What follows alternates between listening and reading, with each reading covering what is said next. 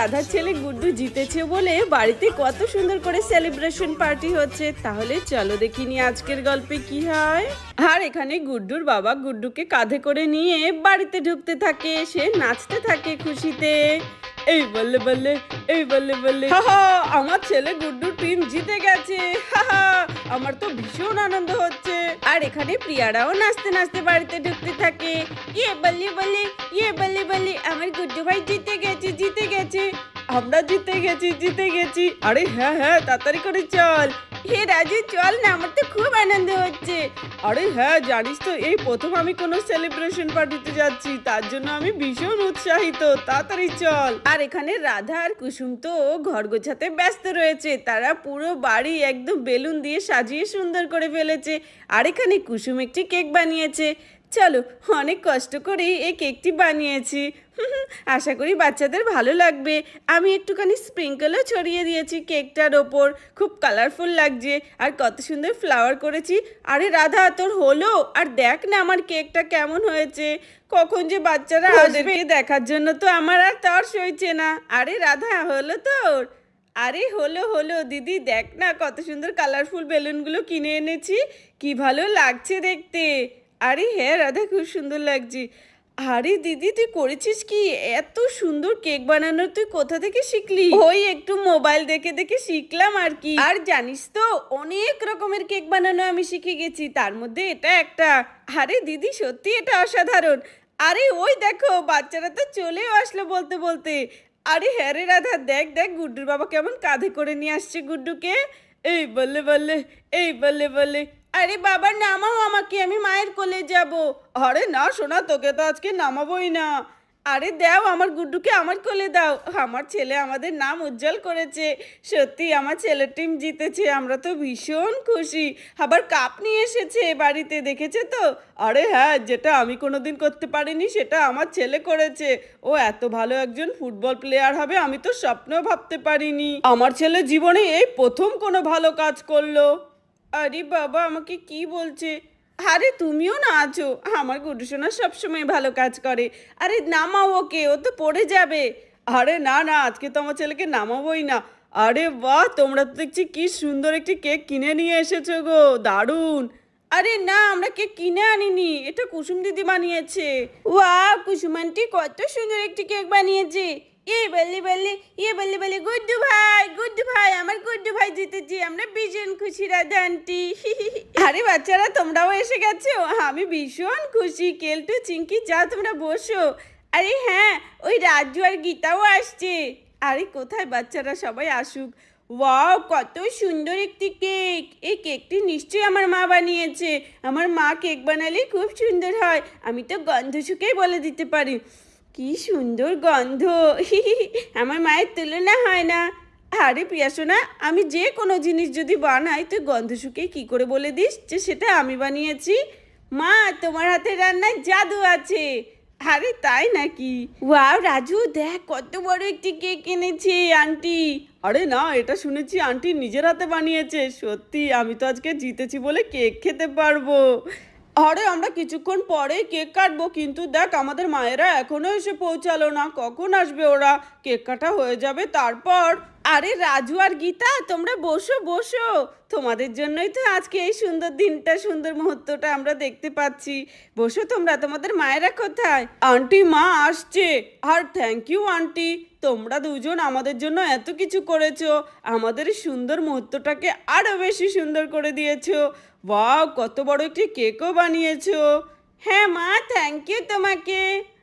আমাদের বন্ধুরা আজকে কেক কাটবে তাই খুবই খুশি।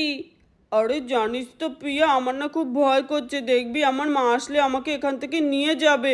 আমার মা আমাকে খুব পিটুনি দিয়েছে আর আসতেও দিচ্ছিল না, আমরা খেলায় হেরে গেছি তাই। আরে তুই কি বলছিস এগুলো কেলটু? তাই?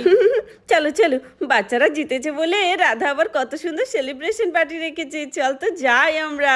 আরে হ্যাঁ হ্যাঁ চিঙ্কি দেখো, হ্যাঁ আমার চিঙ্কিটা তো জিততে পারিনি, তাতে কি হয়েছে, অন্য বাচ্চারা তো জিতেছে। আরে রিমা দিদি, পূর্ণিমা তোমরা এসেছো, বসো তোমরা, আর কিছুক্ষণের মধ্যে কেক কাটবে গো। আর এই দেখো আমার ছেলের টিমটা জিতেছে বলে এই ট্রফিটা আমাদের দেওয়া হয়েছে, কি সুন্দর না বলো?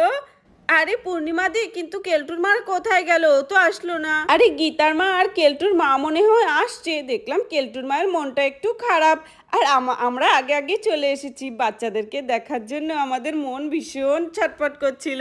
আরে তাই নাকি? খুব ভালো করেছো, বসো তোমরা। জানো রিমা দিদি, কেলটুর মায়ের কাজ, কেলটু হেরে গেছে বলে খুব মেরেছে জানো তো ওর মা। ওর মায়ের কি কোনো বুদ্ধিশুদ্ধি নেই নাকি? ওরা তো বাচ্চা বলো। আরে হ্যাঁ, আমার মেয়েও তো হেরেছে, তা বলে কি আমিও ওকে মেরেছি নাকি? তাই আমি কিচ্ছু বলিনি। খেলার মধ্যে তো হার জিত আছেই, এ বলে কি বাচ্চাদের এভাবে বকতে হবে? আরে হ্যাঁ, দেখো কিছুক্ষণ পরে কেলটুর মা আসবে আর কেলটুকে টেনে হিঁচড়ে নিয়ে যাবে। আরে আমরা যেতে দেবো না তো কেলটুকে, ও এখানেই থাকবে আর সবার সাথে কেক কাটবে, আনন্দ করবে। হ্যাঁ রিমা দিদি, তুমিও ঠিক বলেছো, আমরা ওনাকে বোঝাবো আসলে। হে ঠাকুর, আমার মা যেন না আসে। আমার মা যদি আসে আমাকে আবার পিটুনি দিয়ে নিয়ে যাবে। আমরা হেরে গেছি বলে আমার মা খুব রেগে আছে, বলেছে তুই এর পরের বার প্রাইজ জিতেই ছাড়বি।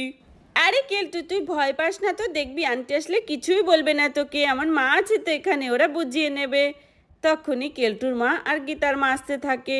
আরে কেলটুর মা, তোমার মুখটা তো ভার হয়ে যাচ্ছে কেন গো? আর কি বলবো গীতার মা, তোমার তো খুব আনন্দ, তোমার মেয়ের টিম জিতেছে, কিন্তু দেখো আমার কেলটুটা হেরে গেছে। আমার তো তাই খুবই রাগ হচ্ছে, ও কেন ভালো মতো খেললো না? ওকে আমি এক্ষুনি এখান থেকে নিয়ে যাব।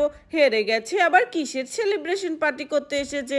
ওদের বাড়ির বাচ্চারা জিতেছে, ওরাই করুক সেলিব্রেশন পার্টি। আরে কেলটুর মা, তুমি এগুলো কি বলছো? ও তো একটি বাচ্চা ছেলে, আর তাছাড়া ও যারা জিতেছে ওরা তো সব ওর বন্ধুরা জিতেছে, তাই ওরা সবাই একটু সেলিব্রেশন করবে, আর তুমি এমন করছো কেন গো? আরে না না, আমার এসব ভাল লাগছে না, আমার এমনি মন খারাপ। আমার ছেলেটা হেরে গেছে, পড়াশোনায় তো মনই নেই, ভেবেছিলাম খেলাধুলায় একটু মন থাকবে, কিন্তু সেটাতেও ওর নেই। কি যে করবে ও বড় হলে। কোথায় কেলটু? কেলটু চল বাড়ি চল। আরে এই দেখ, আমার মা এসে গেছে। আরে কেলটু, তোকে না বলেছি যে বাড়ি থেকে বেরোবি না? তুই আবার আমার মার খেয়ে আবার বেরিয়ে গেছিস? হ্যাঁ, এত বড় সাহস তোর! চল বাড়িতে চল এক্ষুনি। যেদিন তুই জিততে পারবি সেদিনই এমন সেলিব্রেশন পার্টিতে আসবি, তার আগে নয়। চল চল। আরে রাধা দেখ, কেলটুর মা এমন করছে কেন? আরে ও সবিতা দিদি, তুমি এমন করছো কেন? কেলটুকে নিয়ে যাচ্ছ কেন? এখন তো কেক কাটা হবে, বাচ্চাটা আনন্দ করবে, আর তুমি ওকে নিয়ে যেতে চাইছো? আরে হ্যাঁ, কেলটু থাকবে, আমরা সবাই কত মজা করব। আরে না না, কেলটু থাকার কোনো দরকার নেই, ও হেরে গেছে। ওর আবার কিসের সেলিব্রেশন পার্টি? তোমরা জিতেছো, তোমরাই পার্টি করো, ঠিক আছে? আমি এখন যাচ্ছি আমার ছেলেকে নিয়ে। কেলটু চল বাড়িতে চল। বাড়িতে গিয়ে পড়তে বসবি, আর কোনো খেলাধুলো নেই। আন্টি আন্টি, তুমি এরকম বলছো কেন? কেলটু থাকুক না, ওই তো আমাদের ফ্রেন্ডস, আর আমরা হেরে গেছি বলে কি হয়েছে? আমার ভাই জিতেছে, গুড্ডু ভাই, তারপরে আমাদের ফ্রেন্ডস রাজু গীতা, ওরা জিতেছে, ওদের আনন্দেই তো আমরা আনন্দ। তার জন্য আমরা আজকে সেলিব্রেশন পার্টি করব, আর অনেক মজা করব। আমরা নেক্সট টাইম অবশ্যই জিতবো। একবার হেরে গেছি বলে কি হয়েছে? আরে হ্যাঁ কেলটু, তুমি তারপরে চিঙ্কি হেরে গেছো, তাই আমার মনটা অনেক খারাপ, কিন্তু কিচ্ছু করার নেই। ওকে একটা উচিত শিক্ষা দিতেই হবে, নইলে ও কোনোদিনও কোনো খেলায় জিততে পারবে না। মা, তুমি এমন বলছো তো আমি আজকের পর থেকে কোনো খেলায় নাম দেবো না। আরে রাধা, আমার তো মনে হচ্ছে কেলটুর মা ভীষণ রেগে আছে, কিন্তু সবিতা দিদি এমন পাগলের মতো ব্যবহার করছে কেন? বাচ্চাটা একটু এসেছে, আনন্দ ফুর্তি করবে, তা নয় ও নিয়ে চলে যাচ্ছে। চল এক্ষুনি বাড়িতে চল, বাড়িতে গিয়ে বই নিয়ে বসবি। খেলাধুলোতেও মন নেই, বইয়ে পড়াতেও মন নেই। না মা না, আমাকে নামা প্লিজ, আমি এখানে সেলিব্রেশন পার্টি করব, অনেক আনন্দ করব। হ্যাঁ হ্যাঁ হ্যাঁ। আরে আরে সবিতা দিদি, তুমি কেলটুকে এইভাবে এই অনুষ্ঠান থেকে নিয়ে যাচ্ছ কেন?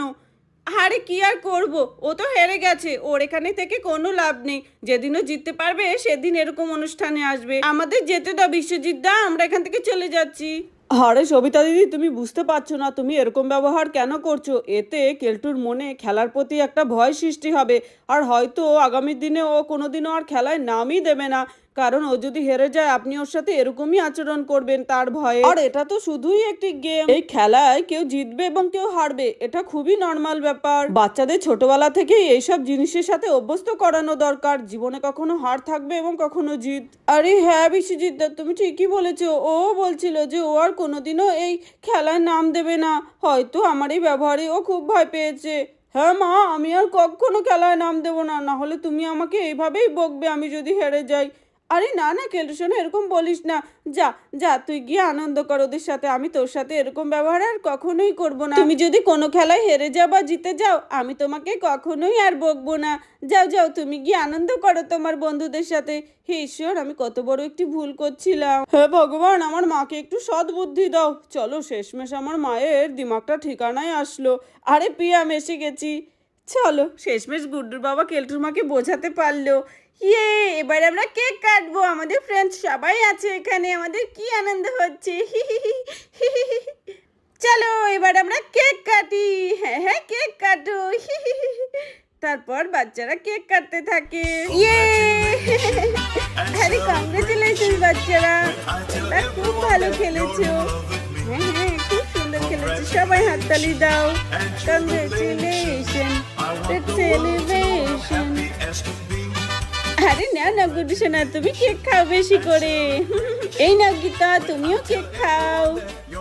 Thank you aunty. এই নাও রাজু, তুমিও কেক খাও। ওয়াও, কেকটা খুবই ইয়ামি, আমিও খাবো। আরে পিয়া, এই নাও তুমিও। আমিও খাবো। চিঙ্কিও কেক খেলো। এই নাও, তুমিও খাও বিশ্বজিৎ। তারপর এখানে এক এক করে সবাইকে কেক খাওয়ানো হয়, আর সবাই ভীষণ খুশি, কারণ বাচ্চারা ফুটবল খেলায় জিতে গেছে। এই নাও কেলটুর মা, তুমি একটু বেশি করে খাও। সত্যি আজকে আমার গর্ভে বুকটা ভরে যাচ্ছে। আমার এইটুকুনি ছেলে বাড়িতে কাপ জিতে নিয়ে এসেছে। ইয়ে হয়ে